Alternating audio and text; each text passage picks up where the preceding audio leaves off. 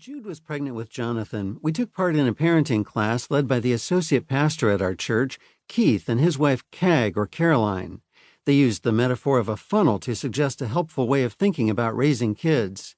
As Keith explained, the basic principle is that you start very narrow in terms of what you expect of your kids and the freedoms you give them. During the early years, parents make most of the decisions for their kids, what they'll eat, what they'll wear, and who they'll hang out with. As kids get older and prove themselves more trustworthy and capable of making wise decisions, the funnel broadens. Eventually, the goal is for them to be making good decisions on their own.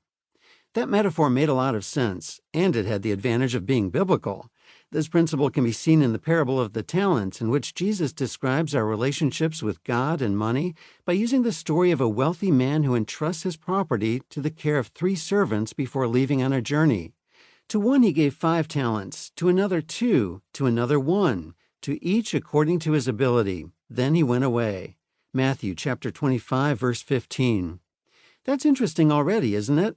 The master entrusted each of his servants with different talents, units of money, based on their current abilities. In the same way, the amount of money or responsibility we entrust to our children should be based on their current abilities. He who had received the 5 talents went at once and traded with them, and he made 5 talents more. So also he who had the 2 talents made 2 talents more. But he who had received the 1 talent went and dug in the ground and hid his master's money. Now after a long time the master of those servants came and settled accounts with them. Matthew chapter 25, verses 16 through 19. The 2 who made something more of what was entrusted to them were strongly affirmed by the master. He told each of them, "Well done, good and faithful servant. You've been faithful over a little. I will set you over much. Enter into the joy of your master." Matthew 25, verse 21. But the servant who did not do anything productive with what was entrusted to him was roundly rebuked. The master even called him wicked and slothful, telling him that he should have at least deposited the money in a bank to earn a bit of interest. Matthew chapter 25, verses 26 through 27. This parable contains a few of the foundational principles of biblical money management that we'll be looking at together in this audiobook. First, God owns everything. Anything in our possession has simply been entrusted to us by God to be managed according to His principles and for His purposes. When I read those verses as a new Christian in my late 20s, they introduced me to a profoundly new way of thinking about money. Second, God expects us to do something productive with what He entrusted to us. We're to manage His resources well. Third, as we prove ourselves faithful, God will entrust us with more. As we teach our kids about wise money management, and as they demonstrate their ability to faithfully manage what we entrust to them, we should entrust them with more. That's how they'll grow in ability and responsibility. An incredible opportunity. It's been my experience that many people misunderstand biblical financial stewardship.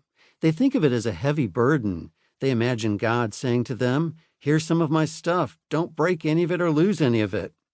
That seems to be how the 3rd servant understood his master's instructions, and look what happened to him. But that isn't God's message. Instead, He's saying, "Here's a portion of what I own. Manage it well. Enjoy it. Use it to do some good in my name. And as you do, I'll give you more to manage." Stewardship isn't a heavy burden. It's an incredible opportunity. Wouldn't it be wonderful if our kids grew up seeing money that way? One final takeaway from the parable is that someday God will return, and we'll need to account for how we managed all that He entrusted to us. That, too, is a good model for us. As long as our kids are under our roofs, they should know they're accountable to us and to God, and when they leave our homes, they will continue to be accountable to God. We're not looking for them to mess up, always ready to scold them for their mistakes. Rather, we're looking for ways to continue teaching them, to give them course corrections as they learn to become wise money managers. This central principle, that we need to first demonstrate our trustworthiness in small matters before we will be entrusted with more, is reinforced in another parable of Jesus.